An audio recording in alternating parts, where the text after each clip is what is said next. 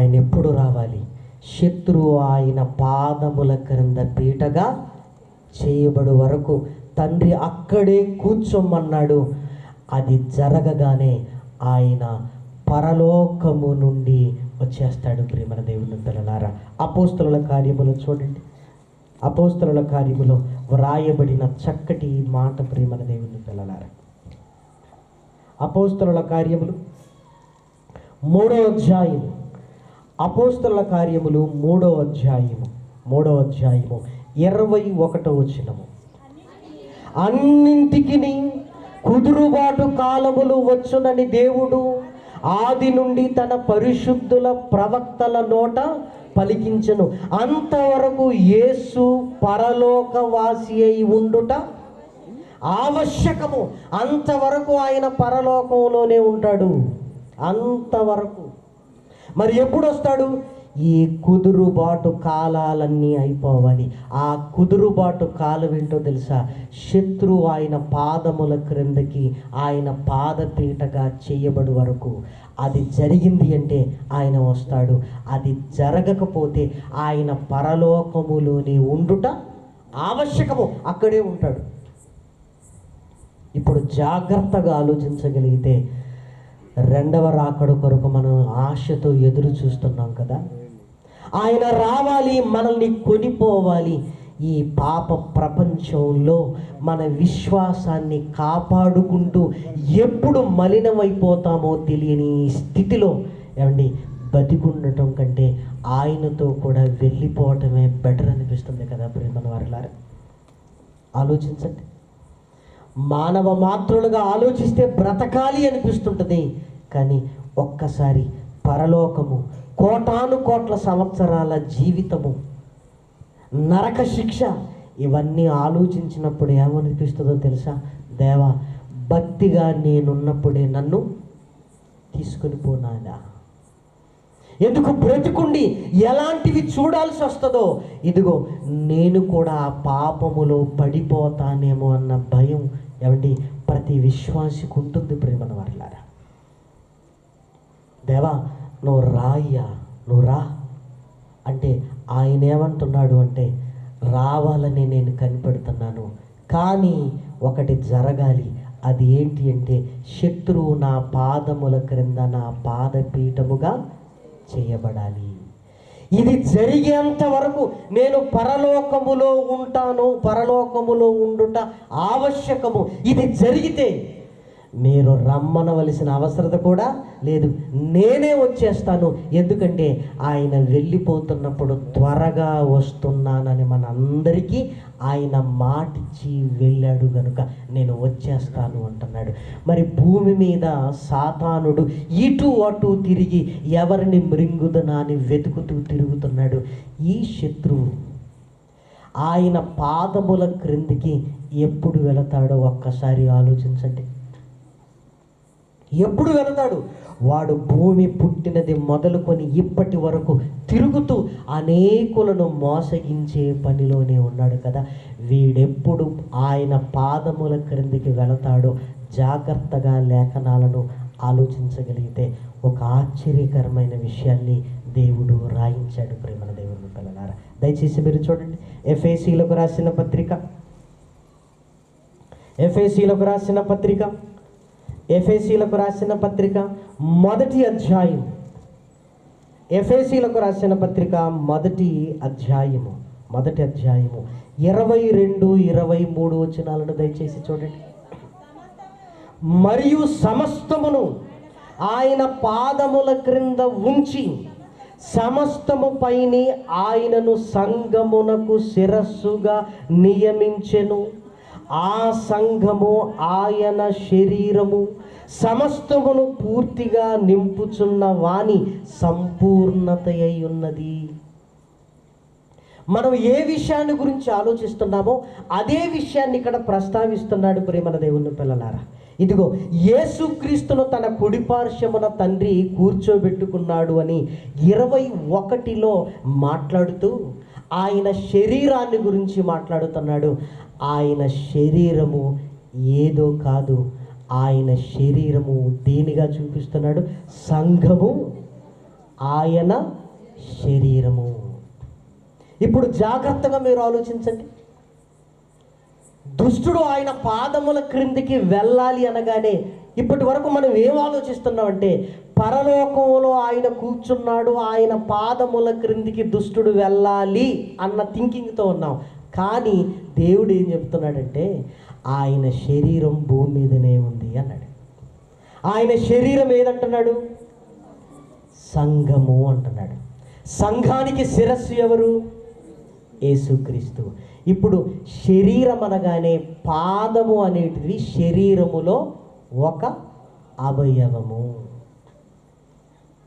సంఘము ఆయన శరీరము. ఇప్పుడు జాగ్రత్తగా ఆలోచించగలిగితే యేసుక్రీస్తు శరీరం ఎక్కడుంది? ఎక్కడుంది చెప్పండి? భూమి మీద ఉంది. భూమి మీద ఏ రూపంలో ఉంది?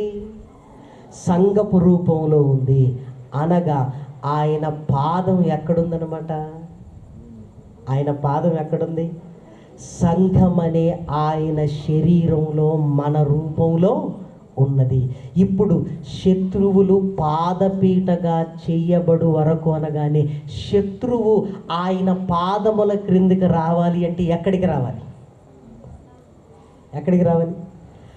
సంఘమను ఆయన శరీరము, ఆయన పాదముల క్రిందికి దుష్టుడు రావాలి. ప్రియమైన దేవుని పిల్లలారా, నిజంగా ఎంత మర్మాన్ని దేవుడు రాయించాడంటే, నాయన ఇదిగో యేసుక్రీస్తు యొక్క శరీరము సంఘము. సంఘం అనగానే ఎవరో కాదు, మీరే. అంటే దుష్టుడు ఇదిగో ఈ సంఘం అనే యేసుక్రీస్తు శరీరము యొక్క పాదాల క్రిందికి రావాలి. పాదాల క్రిందికి వస్తే పరలోకంలో యేసుక్రీస్తు బయలుదేరి భూమి మీదికి వస్తాడు. ప్రియమైన దేవుని పిల్లలారా, నిజంగా మనకంటే ముందు పూర్వీకులు 50 ఏళ్ల క్రితం 60 ఏళ్ల క్రితం సేవ చేసిన వారి అనుభవాలు వింటున్నప్పుడు నిజంగా చాలా అద్భుతంగా అనిపిస్తుంది. ప్రియమైన వారలారా, అప్పుడు వారి పిల్లలకి ఏ పేర్లు పెట్టుకున్నారో తెలుసా? యేసు పాదం అని పెట్టారు. ఎందుకు పెట్టారు ఇప్పుడు చెప్పండి? యేసు పాదం అని పేరు పెట్టారు. ఎందుకు పెట్టారు ఇప్పుడు చెప్పండి? యేసు పాదము క్రిందికి ఎవరు రావాలి? దుష్టుడు ఇదిగో నా కొడుకు పాదముల క్రిందికి రావాలి. నా కొడుకు పేరే ఏంటి? యేసు పాదం. విచిత్రం ఏంటంటే ఆ పేర్లు మనకు లేకపోయినా సంఘంలోని పోర్షన్ ఏంటంటే నేనెవరిని?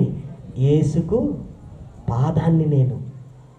ఎంత ఆధిక్యత ప్రియమైన వారలారా, నిజంగా వాళ్ళకి ఎంతగా లోతుల్లోనికి వెళ్ళారో ఒక్కసారి మీరు ఆలోచించండి. అప్పుడప్పుడు అనిపిస్తుంది ఈరోజు మనం మాట్లాడుకుంటున్నాం అనుకుంటున్నాం, కానీ ఒకప్పుడు ఈ సంగతులన్నీ ఎప్పుడో మన పితరులు మాట్లాడుకొని వారి జీవితాలలోనికి తీసుకొని వచ్చి యేసు పాదం అని పేరు పెట్టారంటే మీరు ఆలోచించండి ఎంత లోతుల్లోనికి ఒకనాడు వెళ్ళారు మన దేవుని పిల్లలారా.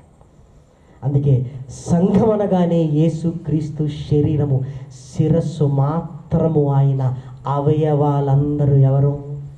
మనవే ప్రియమైన దేవుని పిల్లలారా, మనవే ప్రియమైన దేవుని పిల్లలారా.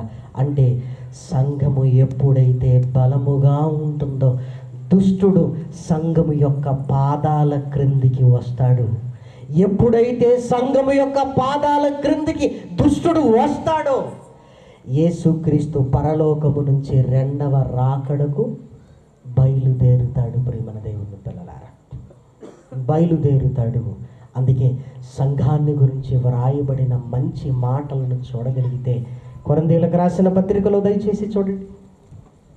కొరింథీయులకు రాసిన పత్రికలో వ్రాయబడిన చక్కటి ఈ మాటలను చూడగలిగితే పౌలు గారు సంఘాన్ని గురించి వ్రాస్తున్న చక్కటి మాట దయచేసి చూడండి. కొరింథీయులకు రాసిన మొదటి పత్రిక 12వ అధ్యాయము 14-15 వచనాలు. శరీరము ఒక్కటే, అవయవముగా ఉండక అనేకమైన అవయవములుగా ఉన్నది. నేను చెయ్యిని కాను గనక శరీరములోని దానను కానని పాదము చెప్పినంత మాత్రాన శరీరములోనిది కాకపోలేదు. మరియు నేను కన్ను కాను అని గనుక శరీరములోని దానను కానని చెవి చెప్పినంత మాత్రాన శరీరములోనిది కాకపోలేదు. శరీరమంతయు కన్నైతే వినుట ఎక్కడ? అంతయు వినుట అయితే వాసన చూచుట ఎక్కడ? దేవుడు అవయవములలో ప్రతి దానిని దాని చిత్త ప్రకారము శరీరములో ఉంచెను. అవన్నీ ఒక్క అవయవమైతే శరీరము ఎక్కడ? అవయవములు అనేకములైనను శరీరం ఒక్కటే గనుక కన్ను చేతితో నీవు నాకక్కరలేదని చెప్పజాలదు, తల పాదములతో మీరు నాకక్కరలేదని చెప్పజాలదు. అంతేకాదు శరీరము యొక్క అవయవములలో ఏవి మరి బలహీనులుగా కనబడునో అవి మరి ఆవశ్యములే. ఇక్కడ శరీరాన్ని గురించి మాట్లాడుతున్నాడు. శరీరానికి ఇదిగో మనం కలిగిన అవయవాలన్నీ కూడా అవసరమే. ఏ అవయవం నాకు అవసరము లేదు అనటానికి వీలు లేదు. మన ఇంట్లో కూడా చూడండి, మనం ఉపయోగించుకునే పాత్రలన్నీ ఒకే రకంగా ఉండవు ప్రియమైన వాళ్ళారా. తాగడానికి గ్లాసు, తినడానికి ప్లేటు, వడ్డించడానికి గంటె. ఒకవేళ అన్ని గ్లాసులో ఉన్నాయనుకోండి, ఏం తింటాం? ఒకవేళ అన్ని గరిటెలే ఉన్నాయనుకోండి, ఎలా తాగుతాం? చూసారా? ఒక వంట గదిలో వస్తువులు రకరకాలుగా ఉంటాయి, దేని పని దానికే. అవయవాలు కూడా అన్నీ ఒక రకంగా ఉండవు. కళ్ళేమో కదులుతూ ఉంటాయి, చెవులు కదలు. చెవి కదలాలంటే తలకాయ తిప్పాలి, కళ్ళు కదలాలంటే తల తిప్పవలసిన అవసరత లేదు. మరి కన్నుకు ఎందుకు కదిలేటట్టుగా దేవుడు పెట్టాడంటే ఇదిగో చుట్టూ చూడాలి గనుక. చెవి చూడవలసిన అవసరత లేదు, వినాలి గనుక. పాదాలు నడవాలి, చేతులు పని చెయ్యాలి, ఇదిగో హృదయము ఆలోచించాలి. ఇదిగో ఇన్ని అవయవాలు ఉన్నవి, ఇన్ని అవయవాలు. ఈ అవయవాలన్నీ సరిగ్గా పని చెయ్యాలి అంటే శిరస్సుకు అతకబడాలి. ఈ అవయవాలకు ఒకదానికి ఒకటి అవినావభావ సంబంధాన్ని కలిగి ఉండాలి. అందుకే మీరు గమనించండి, చెవి, ముక్కు, గొంతు డాక్టర్ అంటారు. ఈ మూడింటిని ఎందుకు కలిపేశారు చెప్పండి? ఈ మూడింటికి కనెక్షన్ అన్నమాట. చదివేటప్పుడు ఈయన చెవి డాక్టర్ అనరు, చెవి, ముక్కు, గొంతు అంటే ఈ మూడింటికి కనెక్షన్ ఉంటుంది గనుక ఈ 3 కోర్సులు ఒక ఆయనకి. అంటే ప్రతి అవయవము ఇంకొక అవయవం మీద ఆధారపడి పనిచేస్తూ ఉంటుంది ప్రేమల వల్ల. ప్రతి అవయవం కాలు నడవాలి అనుకోండి, కాలు నడవగలదు, కానీ నడవాలి అని ఈ కాలుకు చెప్పేది ఎవరో తెలుసా? శిరస్సులో నుంచి ఇదిగో నాడుల ద్వారా సంకేతాలు వెళ్ళగానే పాదం ఏం చేస్తుంది? ముందుకు పడుతుంది. మీరు కూర్చున్నారు, కూర్చోమని ఎవరు చెప్పారు?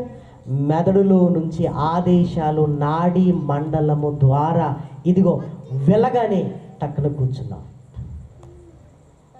ఏదో ఈరోజు ఎస్ఎంఎస్లు పంపించేసి ఓ టెక్నాలజీ అంటున్నారు కదా. మళ్ళీ ఎస్ఎంఎస్ వచ్చిందా రాలేదా, వచ్చిందా మళ్ళోసారి పంపుతాను చూడండి. కానీ ఇదిగో రోజుకు కొన్ని లక్షల ఆదేశాలు మన అవయవాలకు వెళుతున్నాయి. కొన్ని లక్షలు ప్రేమన వారలారా.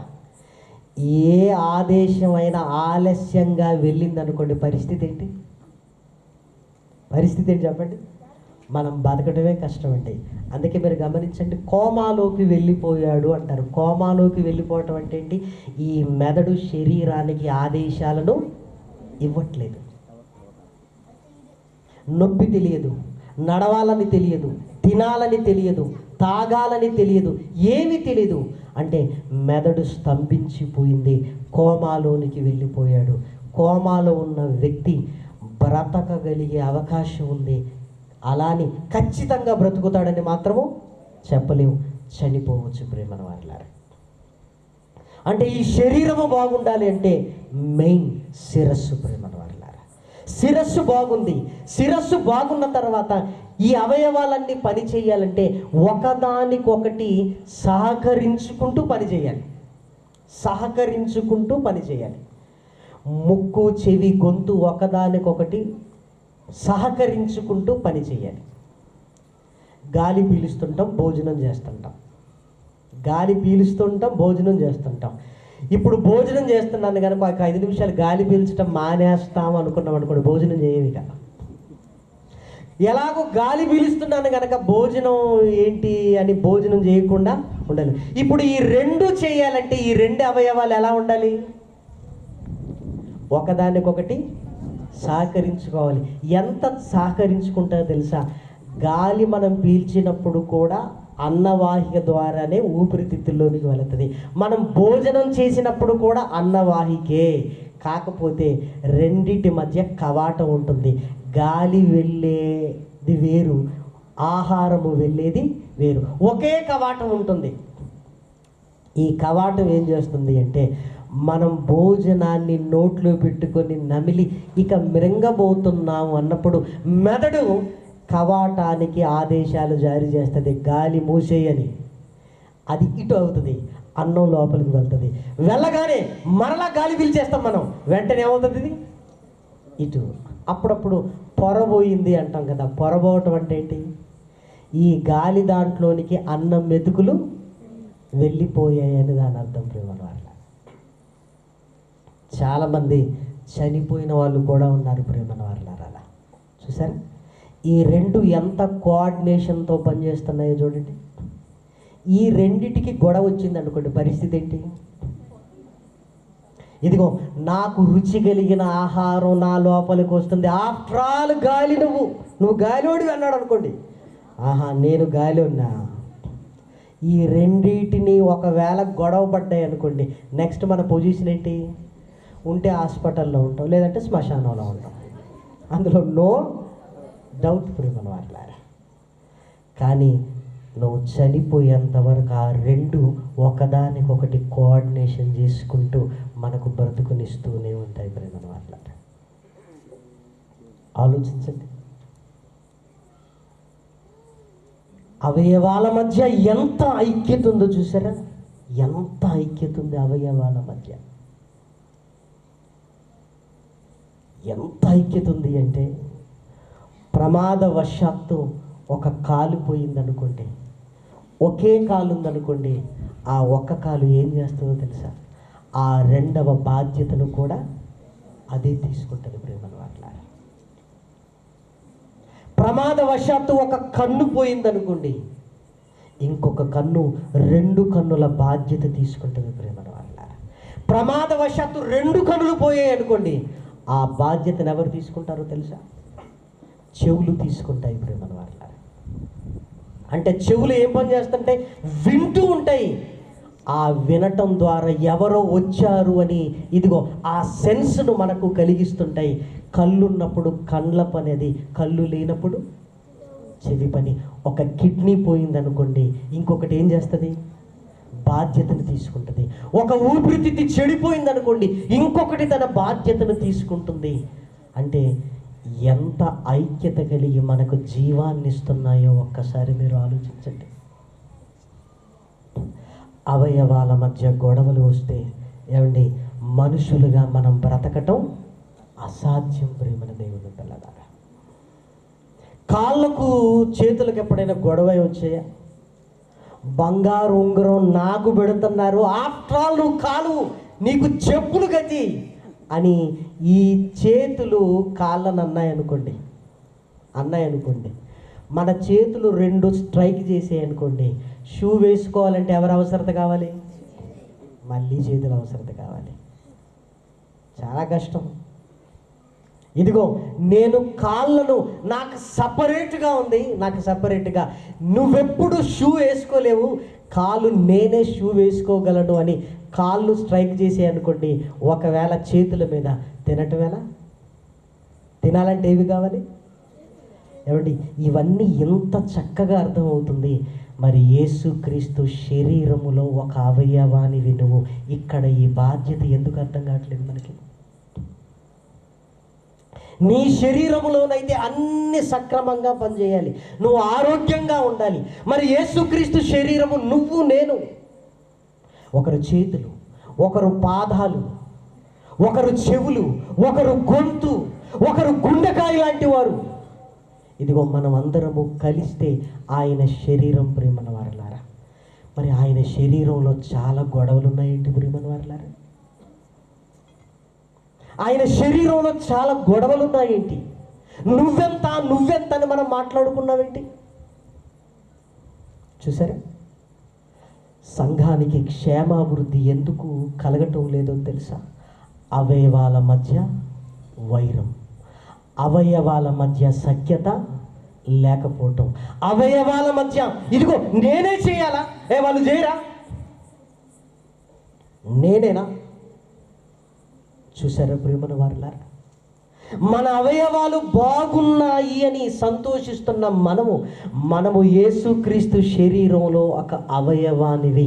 మరి సంఘములో, ఆయన శరీరములో నీ బాధ్యత, నీ ధర్మాన్ని నువ్వు పాటిస్తూ, ఎవరి ధర్మాలను వాళ్ళు పాటిస్తుంటే యేసుక్రీస్తు శరీరం ఎలా ఉంటుంది?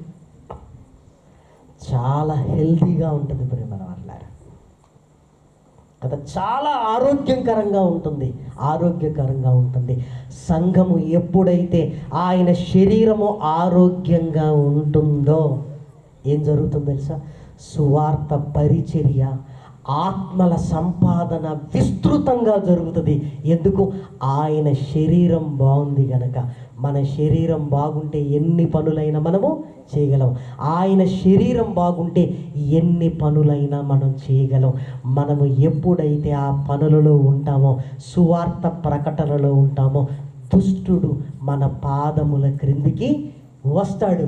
దుష్టుడు ఎప్పుడైతే సంఘపు పాదముల క్రిందికి, అనగా నా పాదముల క్రిందికి వస్తాడో, యేసుక్రీస్తు రెండవసారి పరలోకము నుండి భూమి మీదికి వస్తాడు ప్రియమైన వారలారా. అంటే యేసు రావాలి అంటే ఎవరి చేతుల్లో ఉంది చెప్పండి? ఆయన రావడానికి సిద్ధంగా ఉన్నాడు. ఇదిగో ఆయన శరీరమైన మనము ఐక్యత లేకపోవటం వల్ల ప్రియమైన దేవుని పిల్లలారా ఏం జరుగుతుందంటే పనులు కుంటుబడిపోతున్నాయి. ప్రియమైన దేవుని పిల్లలారా, పనులు కుంటుబడిపోతున్నాయి. సహకరించేవారు లేరు ప్రియమైన వారలారా. ఇదిగో చేసుకోనివ్వండి వాళ్ళే, ఇదిగో చూసుకోనివ్వండి వాళ్ళే.